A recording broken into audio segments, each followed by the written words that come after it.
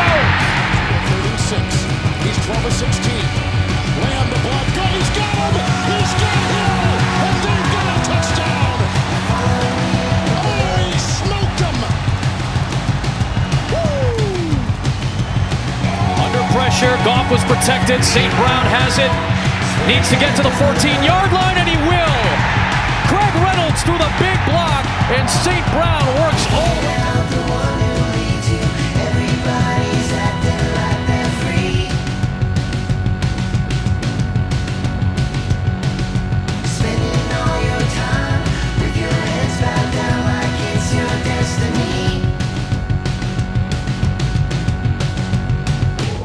Hello everybody, this is the Pocket Passer. I'm your host, Randy White. I hope all of you are having a fantastic day.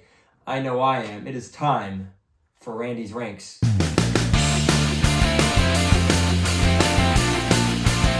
Starting off with Seattle Seahawks. Dropped them a couple places for their loss to Cincinnati. They did not play to the caliber I expected them to. Their defense is very good, and their defense played well against Cincinnati. However, the offense failed to make key plays. I'm going to drop them a couple of places. The Seattle Seahawks are still a very good team. The NFC West is a good division, and the Seahawks are very much so playoff contenders. Don't overreact to this loss, but I had to drop them a couple places. It was a very disappointing performance with how that game unfolded. Number 9, the Cincinnati Bengals. I'm bringing the Bengals back. The Bengals are back, all right? 3 out of their last 4 games have resulted in the Cincinnati Bengals victory. So the same thing happened last year. Last year they started 0-2, and they won a game, lost a game, and they went to 1-3. They finished 12-4, right? So they're going to start to see them pick up some steam here. They got to play the San Francisco 49ers on the opposite side of their bye week. That's going to be rough. I expect them to lose that football game. They have a week to prepare for it, so they've got a fighting chance, especially after what Cleveland was able to do to them. But the Bengals don't have that caliber of defense. So I'm going to keep the Bengals at 9. I believe they're going to get rolling here. Joe Burrow looks healthier. He was more mobile the last 2 weeks. The offense is starting to click. I was very critical of their offense yesterday, but it's a very good offense loaded with elite personnel. I am not worried about Cincinnati, especially with the way they've been able to turn some of these games into wins the last 4 weeks. 3 of their last 4 games resulting in a Bengals victory. Number 8, they just got a big win last night, Dallas Cowboys. All right, Dak Prescott was tremendous, a good bounce back week for him, despite the fact that I thought the Chargers defense played well. Last night was a flag fest, and that is a concern because it wasn't like they were bad calls. Like, both of these teams were genuinely undisciplined last night. I was not impressed with the discipline last night. They were committing flags left, right, and center. It was bad. And some of it is bad calls by the officiating, and sure, you want the officials to shut up and just let the game play out, but if you're committing penalties every other play, then the flag's got to get thrown. And that's what we saw last night, was what I thought was very sloppy, undisciplined football. Now, that's not a brand that is going to result in victory against good football teams. We'll see what the Cowboys are able to do down the stretch. I picked them to win the division. I still think they're going to win the division. The Eagles have a gauntlet of a schedule ahead of them, playing teams like the Dolphins, the Cowboys twice, the 49ers, and the Chiefs. It's a rough schedule, and they're not going to come out with a shiny record after that gauntlet of teams. All right, I still think the Eagles are better. That's why I haven't named them yet in this list. But the Cowboys are a good football team. They're going to end up winning this division. What can they do in the postseason? I still don't trust the coaching staff. I don't trust the play calling. I don't trust the quarterback to win big games. They got it done last night. Props to the Cowboys. Number 7, another AFC North team, the Baltimore Ravens. I'm putting them at 7. They're a very good football team. They just got done taking care of business against a well-coached Tennessee Titan team. I know there's some frustrating stuff going on there, but I mean, let's be real. They got Malik Willis and Ryan Tannehill playing quarterback. What are you going to do? I mean, come on. It's not a good spot to be in if you're the Tennessee Titans. DeAndre Hopkins aged not as good as he once was. However, I think if they had a competent quarterback throwing in the ball, they could do some real damage. It's not the position they're in right now, though. So Baltimore Ravens got a controlling win over the Tennessee Titans. They dominated the first half, not so much the second, but we've seen them dominate good football teams. They just dominated the Browns last week. They got a good win against the Bengals earlier in the season.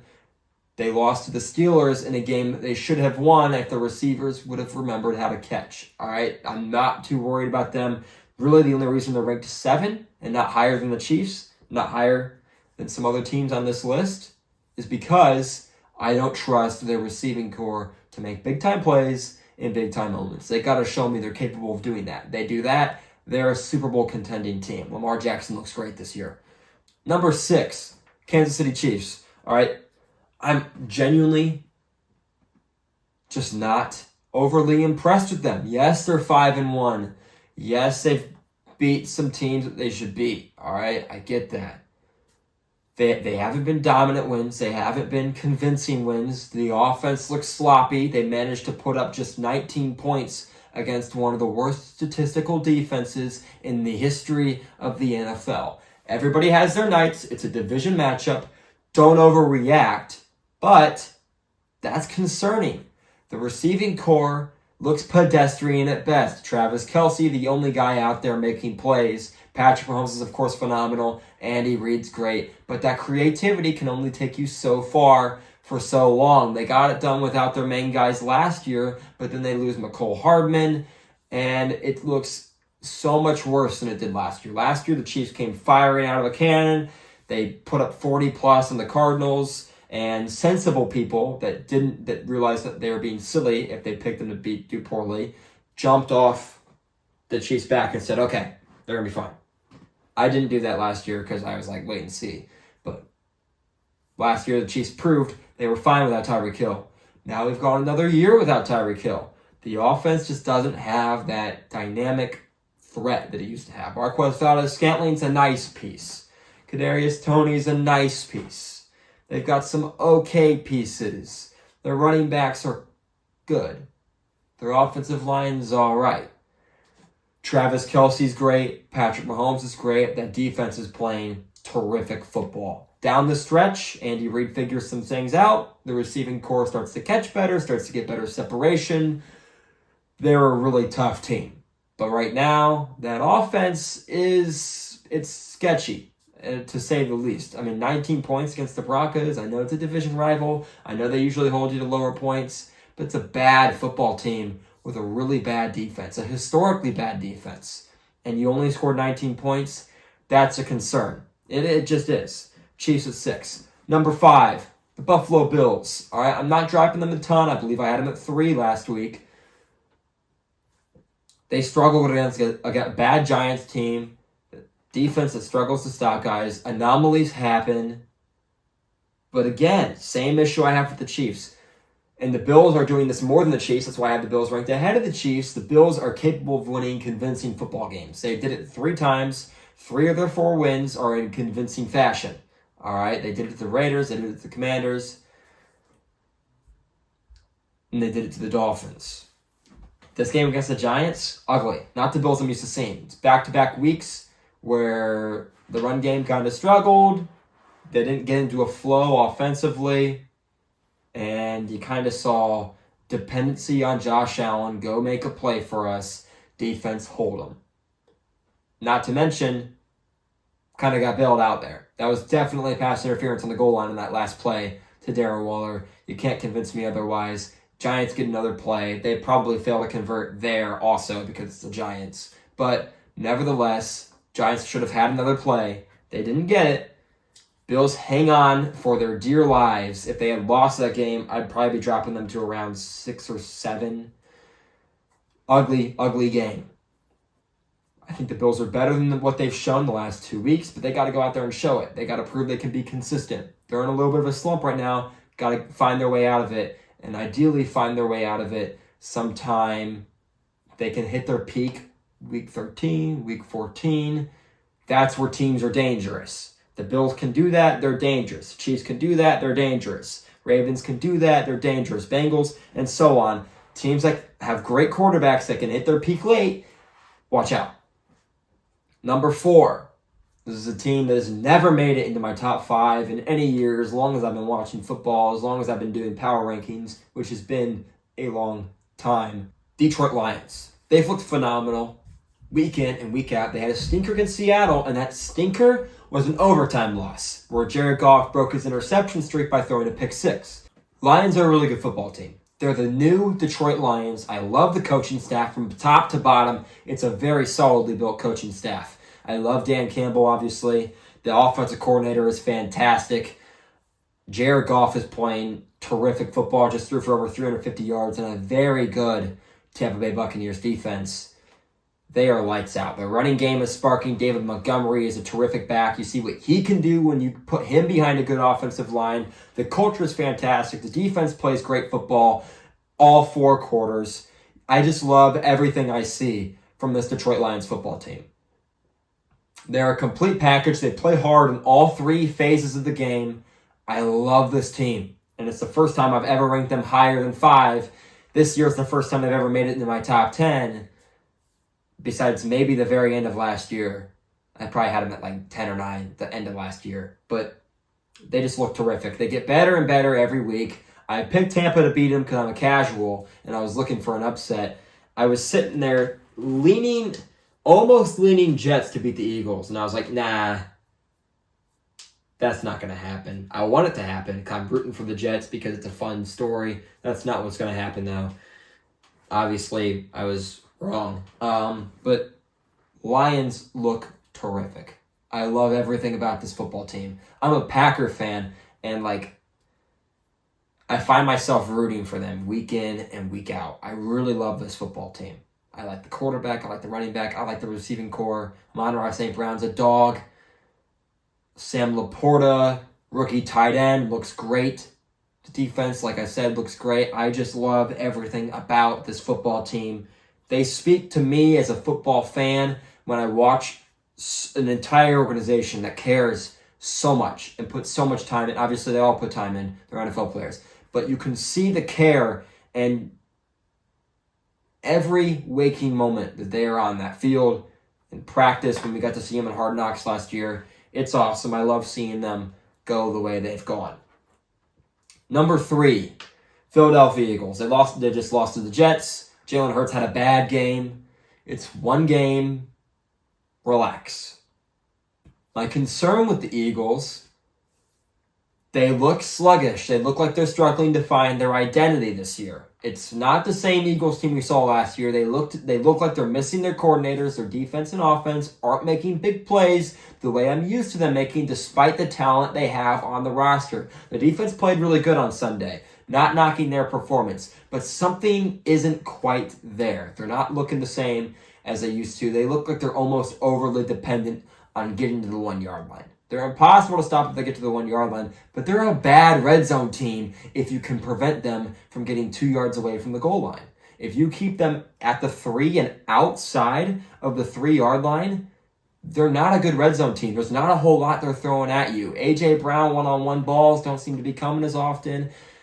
It just doesn't seem the same as last year. They're still a very good football team, obviously. They're 5-1. Their undefeated season came to a close this Sunday because of a great performance by the Jets defense, despite having multiple starters out. Credit to Robert Saleh and those backups for playing terrific football, and Jalen Hurts having a bad game. Bad games happen.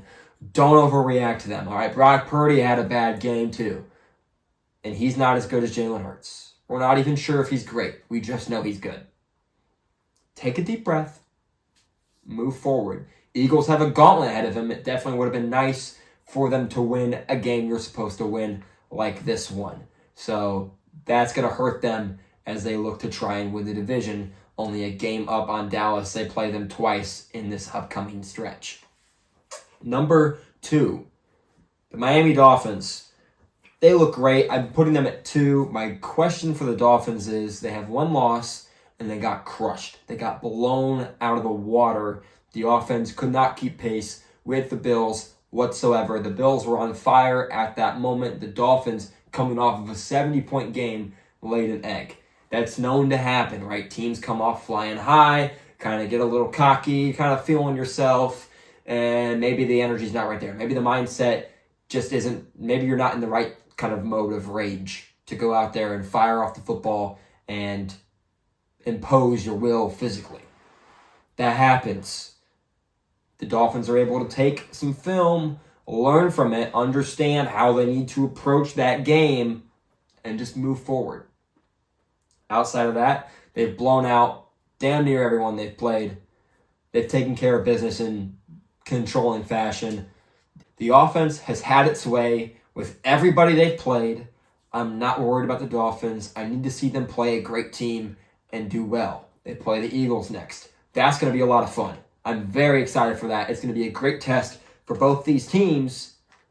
See who comes out on top. That's going to be a fun one. And now, number 1. San Francisco 49ers. I'm not dropping them from 1 with one bad game, especially when the other undefeated team also lost. All right? Like I talked about yesterday, Brock Purdy's fine. He's a good quarterback. He's probably not great. We don't know that for sure. He's probably not great, but they just played the best defense in yards allowed since 1971 or something like that. It's been over 50 years since the defense has allowed as few yards as the Browns have allowed. They have a fantastic defensive coordinator. They went out, they acquired Zadarius Smith. The defense is loaded. Myles Garrett is phenomenal. Stars all over that defense. Denzel Ward, a terrific corner. Don't hit the panic button. Relax. The 49ers are going to have maybe 1 or 2 losses through the rest of the year. I think I picked them to go like 15-2. I'm not worried about them whatsoever. All right? They're the best roster in football, the best team in football. The injuries aren't serious to any of their star players. Debo, McCaffrey, Trent Williams. None of those guys are going to miss significant time. I'm not worried. They're not going to play the Browns again. The Browns aren't going to the Super Bowl. They're not going to have to play that defense again. There's not a blueprint that was provided to stop the 49ers. Their best players were out. The personnel on the Browns is some of the best in the league. Don't overreact. The 49ers are better than everybody. Simple as that. Quick recap. 10 Seahawks, 9 Bengals, 8 Cowboys, 7 Ravens, 6 Chiefs, 5 Bills, 4 Lions, 3 Eagles, 2 Dolphins, and 1 49ers. That's my list. Let me know what you guys think of it. Go ahead and check me out on Instagram and TikTok if you enjoy my content and want to see kind of the shorter versions of my content, the posts about news, memes, things of that nature on Instagram, as well as short TikToks. I talk a lot, all day, every day. That gets uploaded on TikTok.